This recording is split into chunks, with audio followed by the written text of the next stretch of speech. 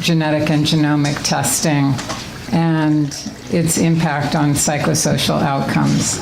And our first speaker is Allison Werner-Lin. She is on the faculty at University of Pennsylvania in the School of Social Policy and Practice, and she comes to us from a social work background where she received her PhD in social work from the University of Chicago, and also before that had a master's degree in human development from Harvard, and her research addresses the LC issues in this area. Thank you, Allison. Let's see. While I'm pulling this up, I'm going to plug that a team of mine just published a paper on how to talk to children about BRCA and adult onset variants. I don't see it. It's out in the Journal of Genetic Counseling for those of you who are interested. Not a research paper, but a translational piece. Bring that down a little. Sure. You worried I'm not going to be loud enough, right? No, I'm not. It's not about the voice. Thank you. Thank you. That's perfect. Thank you for having me. Again, my disciplinary perspective is in social work, so I'm coming at this from a distributive justice frame, looking at impact at the individual level, which we've heard a lot of today, but also at the family and social level, and the kind of how these impacts bleed into those areas, and then into policy and funding of public programs a bit at the end. So this is where I'm coming from, and we've heard a little bit about this, but none of us have said this explicitly yet, though it's underscored a lot of what we've talked about so far today, that genetic discovery is changing the way we're thinking about disease and treatment. However, uncertainty really at all levels is more the norm than is certainty, which means we've got a group of people for whom we can identify potential risk before we can meaningfully quantify it or address it. And we also have a scenario where the LC research around the world is really chasing implementation of genomic technologies in care and in practice. And this sets up a scenario where our patients, our families, our communities are often faced with really unprecedented decisions under conditions of extreme certainty and high pressure. And my interest in this is helping families cope and understand with genetic uncertainty. I'm also a practicing social worker in oncology and bereavement, so a lot of the work I do is making sense of this information over the long haul of family life. So your question earlier about at what point does an incident, a trauma, stop being measurable, become a facet of our history in a meaningful way or not, really resonates with me. And the other piece I wanted to, before I start by talking about what is really a small-scale qualitative research study that would have been systematically excluded from the systematic reviews we've heard about earlier today, I want to talk just a little bit about what are we evaluating, the impact of what on who, whose distress are we measuring, what kind of distress are we measuring, and how much distress warrants closer examination of whether or not and how we should be rolling out and evaluating these technologies as they become a part of clinical care. And as a social worker, I often practice in the margins. I put up this particular graph because I think of both my practice work and my research work as not necessarily addressing what happens within the normal standard deviations from the mean, but rather practicing in the edges, around the margins, and that qualitative methods, in particular, I know we'll talk about this more tomorrow, but I would be remiss to avoid the opportunity to have both a microphone, a podium, and your ear to say that those margins are where we find some of the most complex cases, some of the most meaningful cases, and potentially some of the greatest distress and novelty as we consider what the LC impacts of genomics are. So I'm going to talk about these issues in the context of a study on prenatal chromosomal microarray analysis. The genetic testing piece was conducted here at Columbia University under the leadership of Ron Wapner. This particular facet of the study was a supplementary grant through the NICHD that Barbara Bernhardt, who is my collaborator and friend and is now retired from the University of Pennsylvania. I don't know if she's listening, but again, she cannot be here with us because she is basking in the sun on her retired beach in Hawaii. I'm not jealous at all, really at all. But where we looked at couples going through the process of prenatal testing and followed them prospectively until the birth of their child and into the early months of parenting. So I'm going to talk about that today.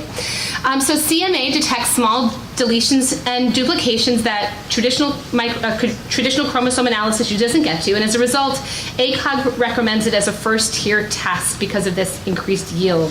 However, this test does increase the possibility of finding VUSs of incomplete penetrance and variable expressivity, and we don't really have a good way yet of understanding, therefore, what they're going to mean for these families over the long haul. We do know from this burgeoning literature, some of Barb's earlier work and other work in the field, that receiving abnormal or uncertain test results, especially in the prenatal space, is very distressing. That it flies in the face of the kinds of experiences we want, not only for our children and the kinds of lives we hope and dream for them, but also the kind of parenting experience we expect and anticipate to have as we engage with reproductive or family planning, however that comes to be. Carrying a pregnancy to term then, without understanding the implications of what that C and V might mean, may come at a great emotional and financial cost, and that's part of what this study addressed. So far, what we know is that the literature on parental distress is mostly focused on conditions that we know a great deal about.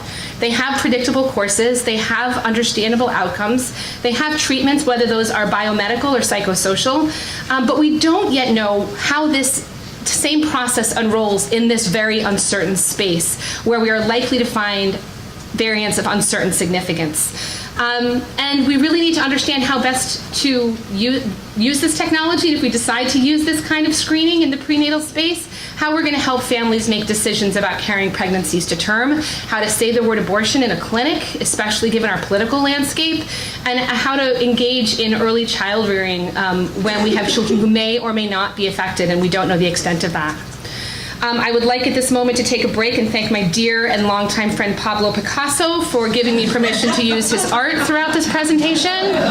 He also has had a longstanding fascination with the naked female form, so when I present on hereditary breast and ovarian cancer, he is equally helpful. The research aim here is when CMA identifies uncertain or variable copy number variants, how do prospective parents understand them? How do we interpret them? And how do we help support them from the point that results are returned through that child's infancy?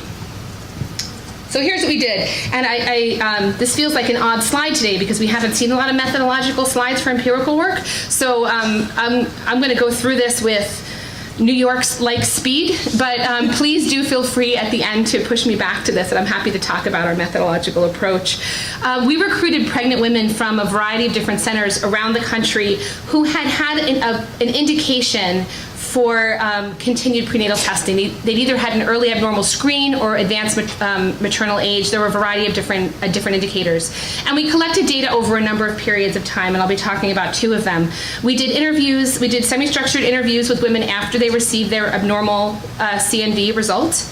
We interviewed their male partners. 12 of them consented to participate, which was quite a task getting those 12 in the first place, but there's some really interesting things that they had to say. And then about 9 months later, we followed up with just the women after they had either decided to terminate or their pregnancy was completed and they were in early parenting. We had a lovely interdisciplinary team that included genetic counseling, social work, anthropology, psychology, bioethics, and genetics. We did some thematic coding with women's baseline interviews, some narrative coding that integrated the male and female partners. We only had heterosexual couples in this particular study. And we did some case analysis on those paired transcripts. And then we looked at women's paired baseline and follow-up transcripts to look at consistency. Particularly, we were interested in how women predicted they would respond to the birth of their child and how they did respond. And we're reporting they responded to that child after their birth. I see someone is taking a picture, so I'm going to hold it for a sec. I apologize for the spacing on the bottom. I'm a Mac, and they usually don't transfer well. So at baseline for us was between 2.5 and 15.5 weeks after the return of either a pathogenic or an uncertain result. And in our sample of 12 couples, which I'm going to report on first, those were split evenly. We had 6 and 6. The citation is there, and I can make that available. So when couples were initially offered CMA, after that first indication that there might be something, that they might be at a greater risk, they said that consenting for testing was a no-brainer. They had this sense that medicine could reveal critical information about the health of and the viability of their child. And this faith, this almost blind faith in the power of medicine, obscured the potential for uncertain outcomes downstream. So upstream, this looked like a great idea. When it got downstream, they didn't see it the same way, and I'll get to that in a moment. But here are just a sampling of quotes that we heard from the women and men during the pregnancy. I was hoping for a clean bill of health. I would have a clear mind that I don't have any of those 160 horrible things and the baby's fine. We were fascinated by the number 160 because it doesn't match up with any other number. So there was something in there. There's some way that they were taking what they were hearing about the number of particular, I would guess the Ashkenazi panel, but I'm not entirely sure, but it's not 160. So, and to have the available information at no charge or risk to me was a no-brainer. So equating financial capacity or the lack of a financial strain with viability was a challenge. How many is it? Paul, how many is it? Do you know? No, I was just suggesting it could have been the number of pages in the consent form. It very well could have been the number of pages in the consent form. That's not impossible. The other study I was on, I couldn't understand our consent form, which is another issue we should probably be talking about. I just wanted to be sure I had a healthy baby, and the more I know, the better. Keep me prepared. So there was a sense that this information would have utility, that having the information would lead to greater preparation to care for a child or to be able to care for the pregnancy itself. Once couples received the results, they were blindsided. They had no idea. They were really knocked off their chairs by this. They were not anticipating that they would get negative results. And this is something that we found over and over in the genetic counseling literature, that individuals and families often go through testing for release from burden, whereas providers offer it as an opportunity to identify and treat risk. So this adheres to that. We had one parent say, I was a little bit numb and dazed after she told me.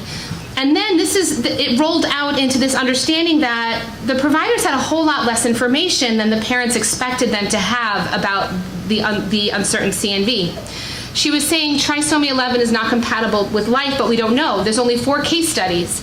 2 of them, the babies were born fine, and then I don't remember what the 3rd one was, and the 4th one, the baby was born without kidneys. That's a wide range. So how to make sense of that? That's the 50-50. Well, it may not be numerical, but like 2 are okay and 1 doesn't have kidneys. And so in this uncertain space, these parents did what humans do in moments of great uncertainty, is we look around into our environment, to our relationships, to our cultural contexts, to our histories, to create meaning, for clues about how to understand what was happening. And the first way that parents decided to do this was in line with the medical recommendation for parents to have confirmation testing. So right after the diagnosis of or the identification of the variant in the child, the biological parents went for confirmation testing to see if they too had the mutation or whether it was de novo. This was complicated by divorce in one family, an adoption in another, but an open adoption in another case that were that added additional complexities and time lag. But when the mutation was de novo, parents struggled a lot more than they did if it was an inherited variant. When the variant was inherited from one of the parents, they were able to look to each other and say, well, you're okay, or you seem okay, or I've been operating under the assumption that you've been okay. Maybe you're not okay, but your child, our child will fit right in because this is something we've dealt with before. And that gave them comfort. Now, given the variable expressivity of these variants, we have no way of saying to these families that this child's development will follow in line with their parents, but we can't not say that either. We had one parent who said it's nerve-wracking because he had no idea if there's anything wrong, and he was strangely hoping, this is a prospective mother talking about her male partner, he was hoping that he'd pass it on really without really knowing what the thing was. Making and coping with decisions. So now the CMA testing aligned in a variety of these states with the upper limit of time when women could seek abortion legally and safely in most of their medical settings. So there was the sense of the time clock running down, or they were racing against the clock as this was happening. So they had to make decisions relatively fast with very limited information. And men and women in these particular couples, again, these are white, heterosexual, highly educated couples, often highly medicalized, technological innovators, split very much along gendered lines. This particular father said, and I love this quote, this one made it into our paper, "I ultimately left the decision up to her." And we've seen this kind of quantification. I've seen this in work with PGD in couples, where they will say things like, it was even, except I had 51% of the vote and he had 49, which really isn't even, because let's face it. So I ultimately left the decision up to her. I look at it a lot more cut and dry, because I'm like logic and science and whatever, and she's about feelings and emotions and whatever. But we saw other quotes that really looked at the woman's embodiment of the pregnancy, her ownership of the pregnancy, just marginally more than the shared pregnancy, to make decisions about how the course of that pregnancy should run. That's a perspective that we anticipate might vary significantly across different cultural groups, across geography, across sociodemography. And couples express different vantage points. This is a wife on top and a husband on the bottom. And I set this up for what's coming next, which is our follow-up interviews. She says, "I'm much more aware of the issues that could arise, and now I know to keep my eye open to those issues. I think we're much better off with the results than not knowing and being surprised later on." Now, the majority of CNVs that they're testing for are ones that are linked to intellectual disability, cognitive delay, challenges with the developmental trajectory. The husband says, "I'll tell you right now, she's going to question every little thing about that child. That's going to be the worst part about having the child. Obviously, by the age of 1 or 1.5, if he can't talk, then, oh, that's the chromosome, best take him to the doctor." So she looks very settled and kind of diplomatic about the whole thing, grounded, centered, logical, reasonable. His perspective on how she's going to cope with this doesn't really so much line up with that. He's like, this is going to drive her batty. I did keep the 4-letter word in my head to myself there. I just wanted to let y'all know. What we saw in these interviews that paired with women and men is that two really interesting linguistic features. And I want to give this to you because we don't really see linguistic analysis a lot, Celeste, in the genomic space. And this, during our coding, kind of came and hit me over the head as being significant. Celeste, I'd be very interested to hear what you think about this. But we looked at two different usages of pronouns, and this comes from my dissertation work, which used Carol Gilligan's listening voice method for narrative analysis and the use of voice. The first we saw is that both men and women and partners use this shift from the first person singular to the first person plural. They talked about my perspective versus our perspective, my body versus our pregnancy. And we looked at these as measures of communion, or the degree to which couples were on the same page and had a shared narrative or a shared experience around the pregnancy, versus the use of the first person singular, which when both partners were using it, we really saw as indication of isolation. Well, my feeling is this. I don't know how she feels. I don't know how he feels. But this is how I feel. And here's an example. Whatever questions he had me ask at the time of the meeting, because he was there with me, at this point the interviewer says to the woman who's not with her husband, "Oh, I didn't realize he was there with you. Yeah, you have to go with your husband." This was about 3/4 of the way through the interview, and there had been no use of the word we or our up until this point. And the next one I give to you is her husband. And when I usually publish quotes, we try to keep them short so that y'all don't have to sit there and stumble over this. But I leave in his stumbling for your benefit. He's having a lot of trouble getting his feet underneath him here. I wish she was sitting here now. We talked about a couple different things, the different tests done, so I'm a little foggy exactly what test it is you're talking about. We just had a brief conversation about, the big things, was if they ever saw anything that would make us want to, stop the pregnancy, but this wasn't it. So he's having some trouble there articulating what it is he's supposed to be talking about to the interviewer. And he, at some point during the phone interview, actually called to his wife to have her answer some of the more technical questions. The other vocal shift we saw, which I find fascinating, and I'm looking at now also in the pediatric exome sequencing work that I'm doing with a group at CHOP, is the shift from the first person to the generic second person. We all do this in conversation. As a social worker in my therapeutic or counseling space, we're taught to encourage our clients to use I statements. Right? We know this. We've seen this in television sitcoms. When any character goes to a psychotherapist in the movies, they're encouraged to make statements that use the word I. When you do this, I feel, right? So that's what we were seeing here. With the caveat that there was this use of the word you. If you want children, you would think that you would want to know if your DNA is causing issues or not. You don't want to raise a child who has a disease that you are unaware of. And then on the opposite side, the emotional side is just the excitement of having a child, which may make you cloud your analytical judgment. So I think there are a lot of things that we're going through, speaking in my head. What we saw here, and I gave you the quotes first on purpose, is that there's this perception of a universal story about what anyone would do in this situation. That shift from what I did to what you would do, you being this amorphous other, identified in kind of the cultural space, because this territory has not yet been navigated in any meaningful way or any way that's been communicated through cultural channels for us to be able to compare, validate, and normalize our distress and experience.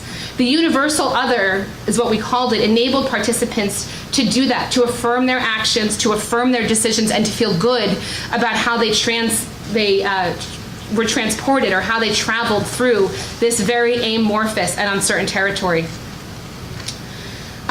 So in summary for this first piece, we saw that couples' narratives can sometimes contain very similar elements about how they cope with this diagnostic tornado. Some demonstrated increased connection and communion through shared storytelling. Some increased isolation as they struggled to literally find words and to access resources. And one thing we found that I didn't report on, but I just wanted to mention, because I found this across a variety of different spaces in my own work, is this idea of protective buffering. That in couples, in any kind of dyad, when there is a pair that's coping with a stressor together, that one or both will withhold their own emotional distress for fear of overburdening the other. One of the places I see this a lot is in my clinical work with children who have a parent at the end of life. And though children will be afraid or scared or angry, they will not show that to their dying parent for fear of making their parent's own distress worse. When that happens in that space, but also in this space, couples or pairs wind up coping separately. And when they're not coping together, the challenge is that they can grow further and further apart. And that the mechanisms that the couple uses to bring them back squared to the same page can become even more elusive.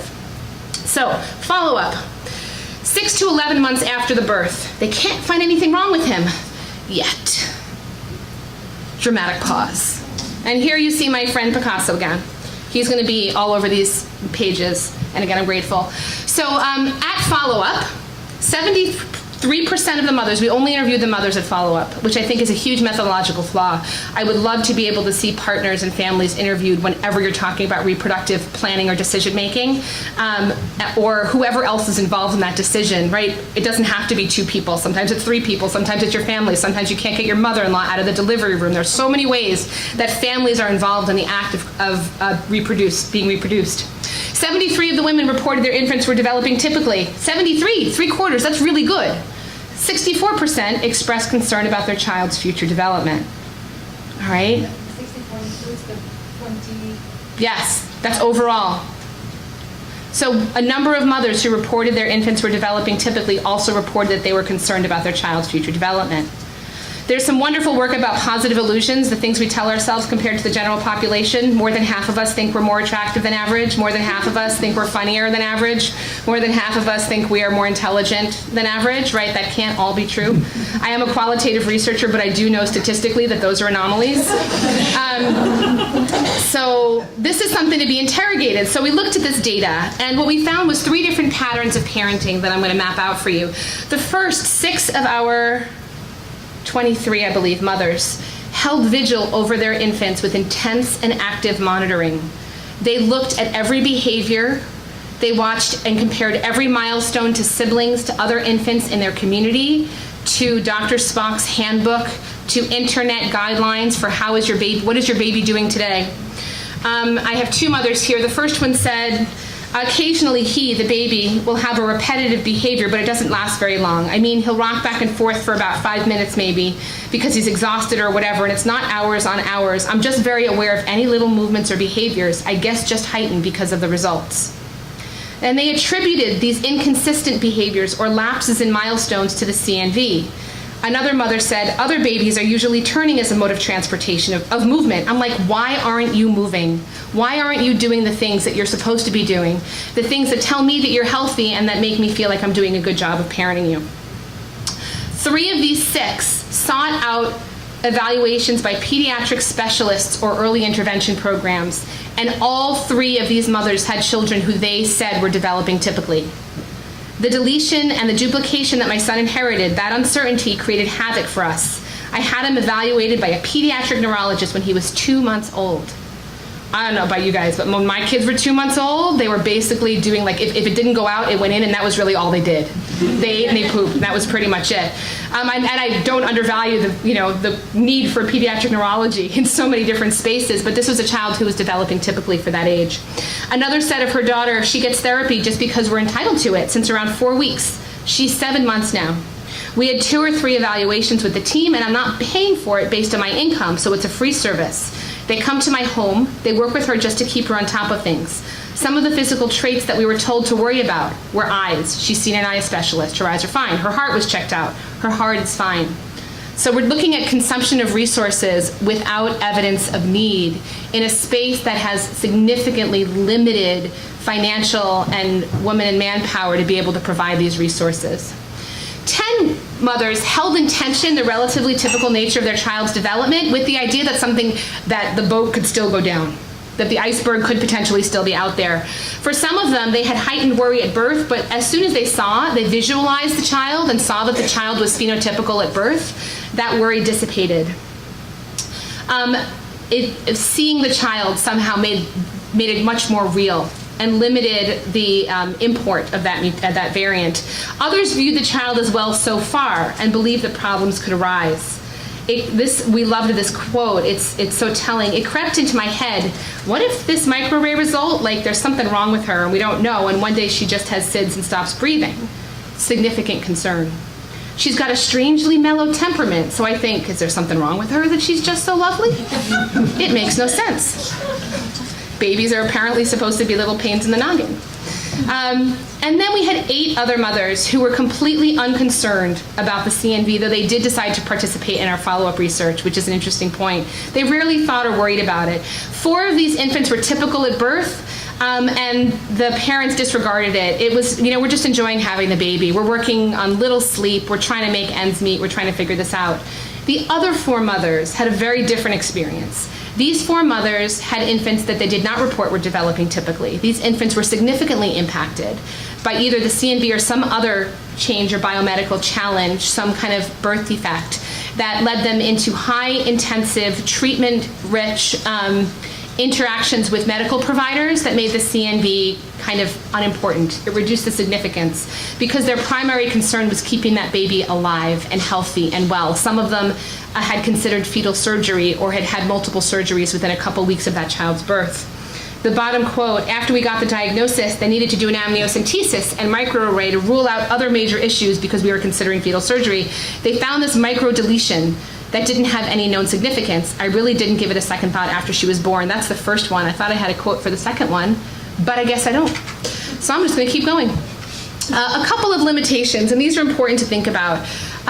This is one of the first studies to explore the relationship between parental interpretation of the CNV prior to birth and the experience of early parenting, to span that period. Now, that's for this specific technology, but there's a tremendous amount of research that came out of New York and researchers in New York about prenatal testing, about visualization, Raina Rapp work and Barbara Katz-Rothman's work that looks at these experiences. So we have something historical to look at. But like much of genomics research, our participants were homogeneous. Nearly all had achieved high levels of education and had very high expectations for what their children would be able to achieve and what their parenting experiences would be like. It may have been that more distressed mothers sought out additional opportunities for dialogue, so this is a smaller percentage of the overall population than we would imagine, but that leads me back to my original slide, which was how much distress and how many people have to suffer from that much distress in order for us to stand up and take notice. We didn't conduct follow-up interviews with the male partners, and we only interviewed heterosexual women and men, which shifts the way we think, one, about parenthood, the political landscape, but also the varied pathways to pregnancy that happen in both heterosexual but in non-heterosexual couples as well. And additional research is needed, no way,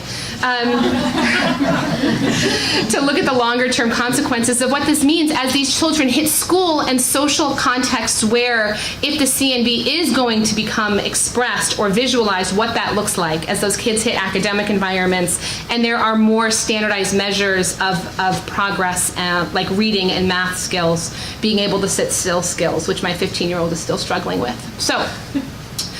A couple of pieces here. Now, I put this in to be provocative. You're welcome, Eric. Without symptoms, without any physical symptoms, other than a positive test result, providers lack diagnostic schema to make sense of what these CNVs mean. This causes distress for parents. Does the inability then to interpret this genomic data call into question whether this kind of testing is in line with our ethic of non-maleficence? Are we doing harm? How much harm, and to who? And if uncertain findings do create distress, become the impetus for distress, that cannot be assuaged by the current limits of what is known. We can't say for sure what impact these variants are going to have over the course of this child's life. But parents are consuming limited resources in social and policy contexts for children that appear to be developing typically. Does this challenge our notion of what distributive justice is and how we make these resources and the tests upstream, the resources downstream available to families? So that's my first naughtier slide. And I didn't even have one of Picasso's naughtier pictures on it. So the second piece is about parental responsibility being associated with exhaustive technological engagement across a variety of medical contexts. That we often ask consent for tests without considering what the downstream consequences are. And even when, in a number of these studies, show that we have done good quality genetic counseling about what those potential impacts could be, parents often dismiss them as not going to be my issue and are blindsided when they do happen. This information then, as Barbara has written about, Barbara Bernhardt, can become toxic. It can contaminate the pregnancy and early bonding at a moment when what we anticipate or we hope, the best we can hope for parents and children in those early moments is connection. Now let's face it, that is those are rosy colored glasses, that those early moments are all beautiful, but change a diaper, it's not a beautiful thing, especially when they're not done doing in the diaper what they have to do. But back to the slides. So these experiences, this information can really become toxic as parents, not just during the pregnancy, fail to connect with the pregnancy and do that nesting or that long-term planning for parenthood, but also create bonds with that child. Even those bonds can be repaired later on. Maya and I were talking during lunch that these kinds of early ruptures, even when they are repaired through bonding and through connection, that there are facets that can continue to play themselves out in that relationship, which I'll talk about in a sec. And is this the process of over-medicalizing or pathologizing what really is a typical human experience in the service of protection or preventing lawsuits? What is it that we are doing to bring so many children into this space and classifying what might be nothing as something or might be something as something? We don't really know. What we do know is that there is a body of literature about preemies, children born before full term, a group that I, by 3 days, am a member of. And the perception that comes with preemies is there's this body of literature that talks about parent perception of child vulnerability, or the idea that a child continues to remain weak, vulnerable, susceptible to a variety of different weakness or conditions or illnesses long after they have started to meet developmental milestones and benchmarks. What happens in this case is that parents often interpret innocuous health cues as perilous. They restrict physical activity, set limits inappropriate to the child's level of development and cognitive growth, and as a result, children often struggle with mastery, separation, and discipline in the world because they come from environments where they are sheltered, protected, and medicalized. As a result, anxious parents may tax resources, increase healthcare costs, and challenge access for other children and families in need who now cannot take advantage of these resources. As we continue to roll these prenatal and perinatal technology, this testing out in a broader scheme, the number of parents receiving uncertain results will rise before it goes down. And we also, given this though, cannot dismiss the worry that a well child will become symptomatic because of something associated with that CNV. So I'd like to thank my research team. That's our primary parent fund at the top. Reed Parents was the PI with Barbara Bernhardt on our supplementary grant. Our research team, a special thanks to Pablo, or Pablito as I like to call him, and I am happy to entertain any questions about the work. Thank you so much.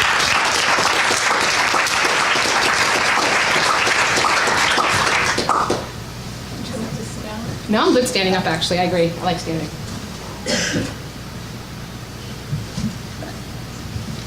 Steve Pop on the IRB at Rockefeller, and this question of consent, especially in GWAS studies, comes up often because we're asking for consent to things that are doubly unknown. It's not just you may get a headache or not, you may get a we don't know whatever.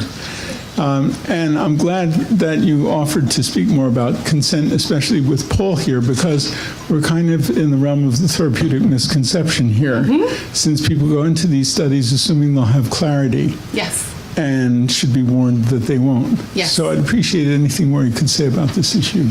The idea, so from my perspective again, and social work, like bioethics, is a value-based profession. We have a slightly different set of values, but they align very well.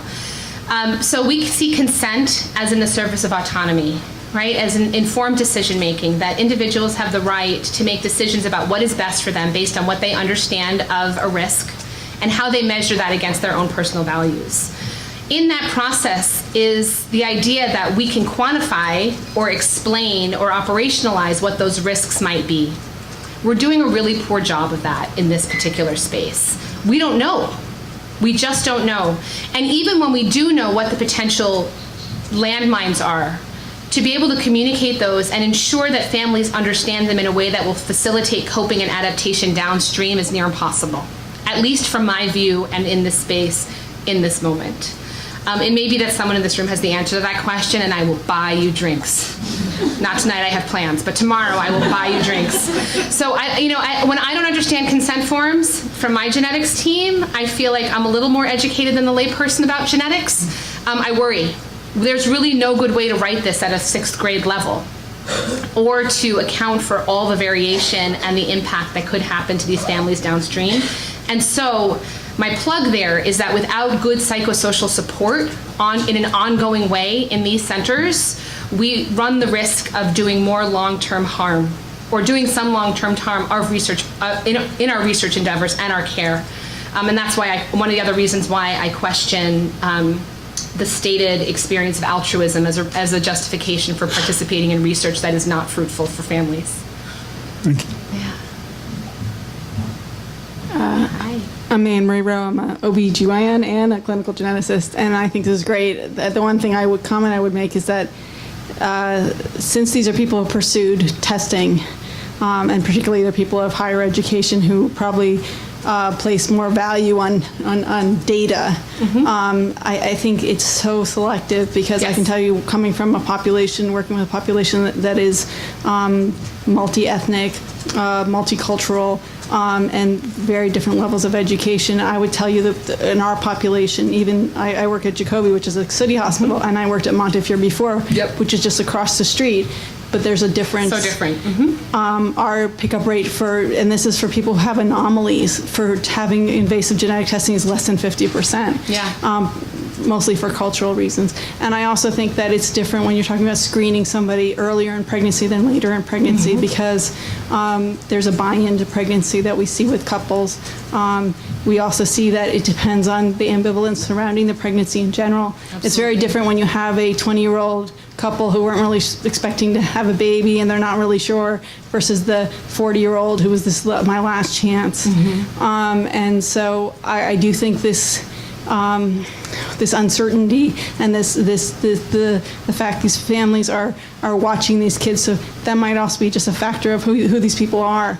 And there are lots of people who say, you know what, I don't want this information because all I will do is worry. The other thing I would say is that in terms of families is that sometimes people choose not to get the information because they don't want in our situation, it's usually the partner or the partner's family to reject the child. Right. And so there's an active, to say, I'm not going to do any of this stuff just because of it will ruin the relationship, which is not necessarily beneficial, because then when the baby's born and has a major problem, it's not going to go away. Right. Or the maintenance of secrecy, where the mother knows and doesn't share the information, and then And I'll give you just an example. We had a patient where the baby had anencephaly.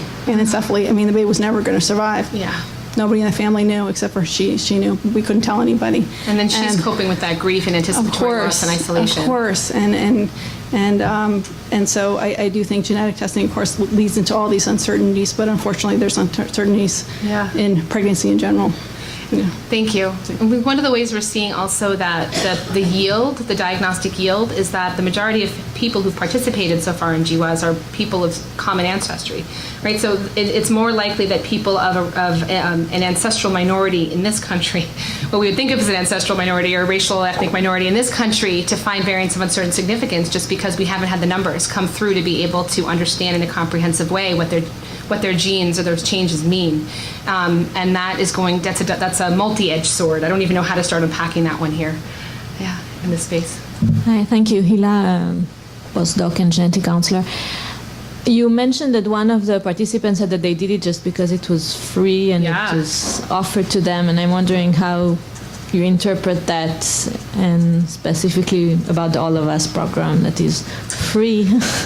And so I have thoughts about All of Us. This probably isn't the right podium for that, but maybe it's exactly the right podium for that. I don't know. Eric just looked up like this. So I think free is likely a proxy for a number of things.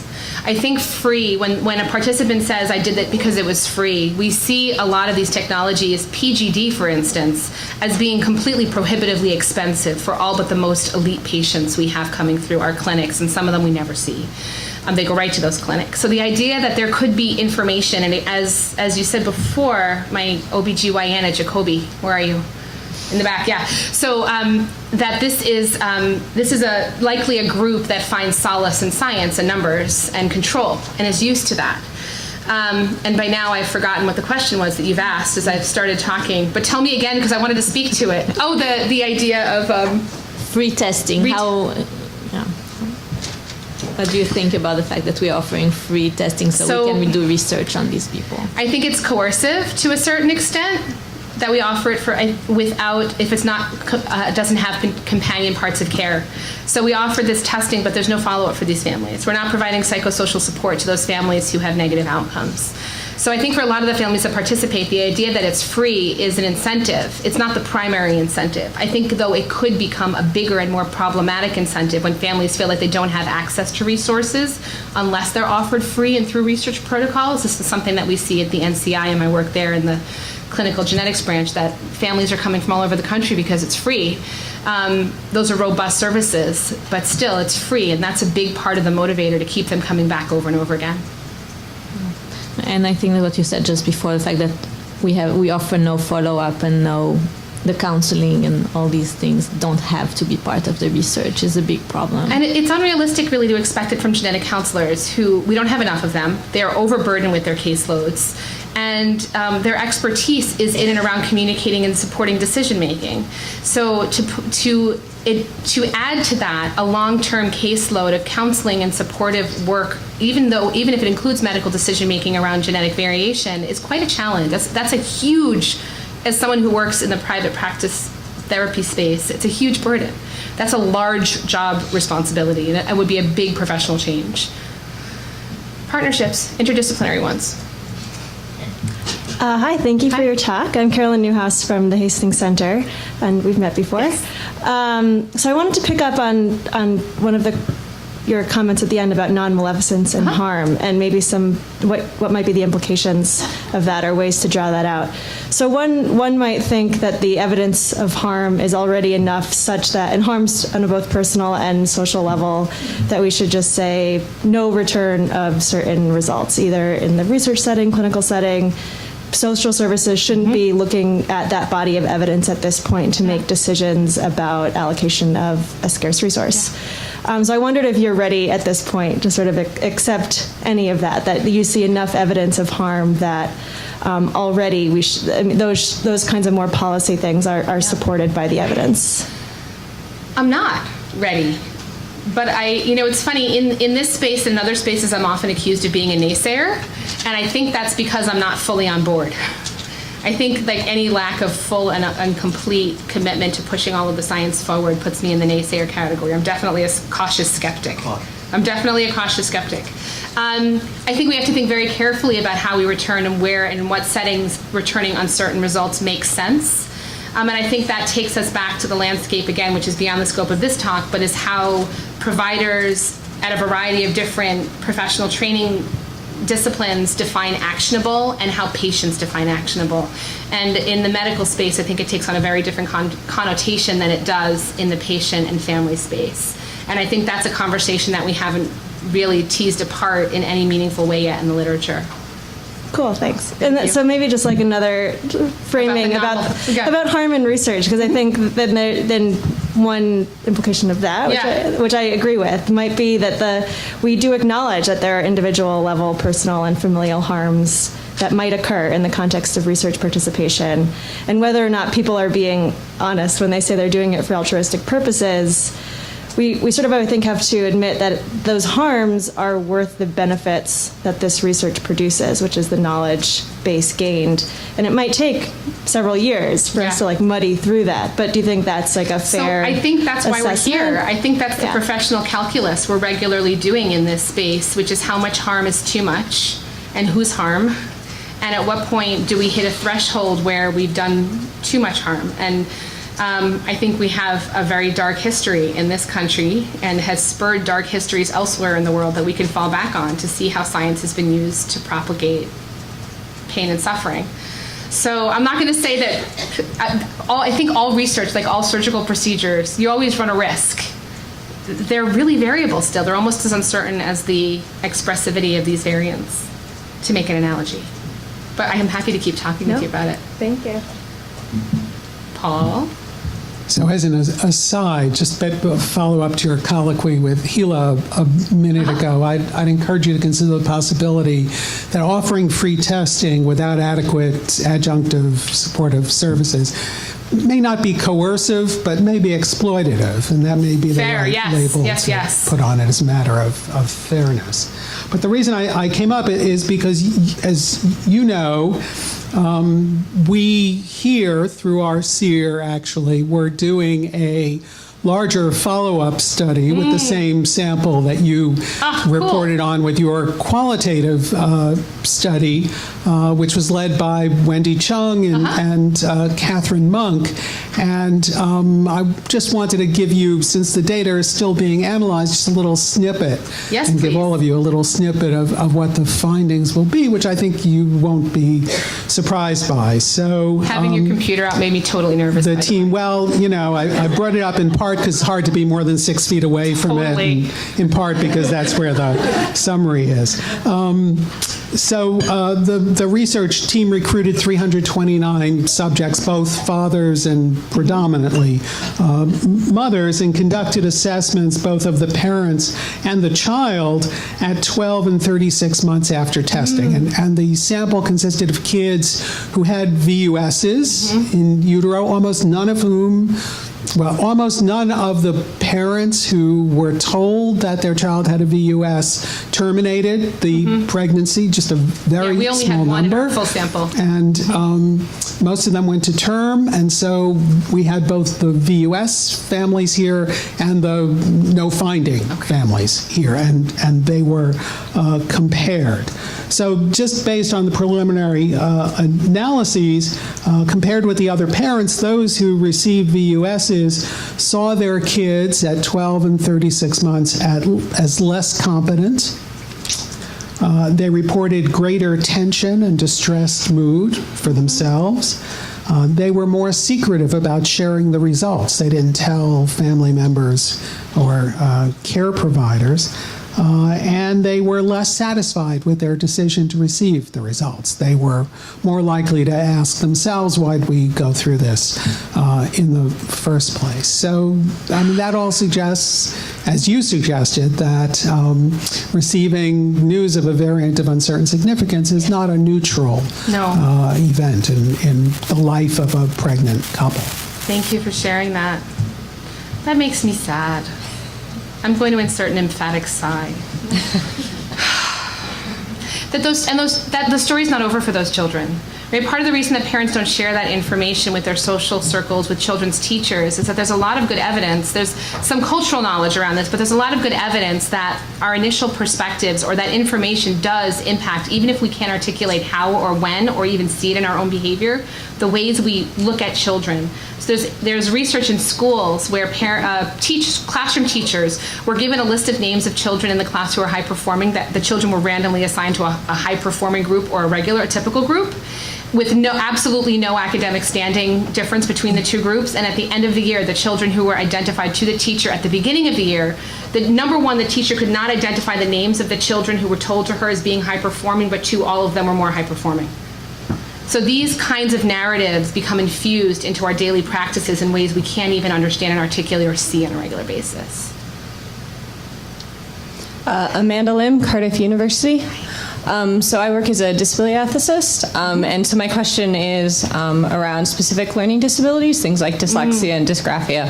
And you talk about the hypervigilance and these parents looking for something to be there. So I guess the question becomes, knowing that there may be this hypervigilance that might be present, how can we start to move in a direction where we limit certain types of testing for things like specific learning disabilities to keep parents from being hypervigilant from the moment their child's born, especially when diagnostics aren't really possible in those situations till 5 or 6 years old? So I think the challenge is as soon as we can identify those markers, and we can't yet, and they're likely to be multifactorial and engaged with environmental settings, but like anything that is devalued in a social network, the minute we're able to identify it, we're going to start terminating pregnancies, or, that's where the slippery slope is for me. I don't know how we limit testing or whether we limit testing, and I'm not advocating that either position at this moment, but when we start to think of otherly abled bodies, we start to think of what makes a good genetic citizen, what kinds of citizens we want to not just live along, but to reproduce, and we run into trouble. And we think about then unifying perspective and beliefs about what constitutes a valuable person. One thing I hear a lot from my women with BRCA is, I feel like I've led a valuable life, but if my mother was given the choices that I've been given, she would have terminated me. I wouldn't be here. So the ways that we value and perceive risk once a child is born are so different than in utero. There's a tangible reality to a baby on the outside, even when you can feel them kicking and moving around on the inside. So I think that changes the game. But those issues in schools, another issue from a policy perspective is, once we can identify those challenges in utero, how much funding do we continue to give to schools in order to manage and help children succeed academically in a variety of different settings when they are differently abled in ways that could have been, when their birth could have been prevented in utero. And I say this in full disclosure as someone who was diagnosed with dyslexia in the 3rd grade. I wouldn't be here. Perfect, thank you. Thank you. I love spell check. If you find typos in my essays, come and let me know. Just as a follow-up to what you just said, do we have a responsibility not to return VUSs? That can be a decision. I think I am very aware that Jim Evans is sitting in the room as I say this, but I think there are a number of settings where it's irresponsible. And in the CSER consortium, and Barb, you would be able to speak to this more than I would because I didn't go to as many of those meetings, there were a number of CSER consortium groups that were not returning any VUS findings. We were one of the few, and we were returning them in the pediatric setting. So we returned a BRCA. Uh-oh, he's coming to the microphone. You didn't see me. No. I think I agree completely with you. I think we understand. Everybody else understands exactly what happened. Please. So we returned a BRCA finding to a 2-year-old. Yeah. And that's not what our clinical guidelines are saying we're supposed to be doing. And that was that wasn't an uncertain result. That was a true finding, but that also pushes up against the boundaries of what we consider to be good clinical care, in addition to a variety of US findings. Yeah, I actually don't think we're disagreeing with each other. I think that I just leaned over to my wife and said, I think it is irresponsible to return VUSs in many situations. Yeah. I think it's really hard because I also understand the labs feeling that we've got to return this and let the clinicians sort it out, right? When I return VUSs to people, and it's a different situation. Yours is a much more fraught, difficult situation than mine.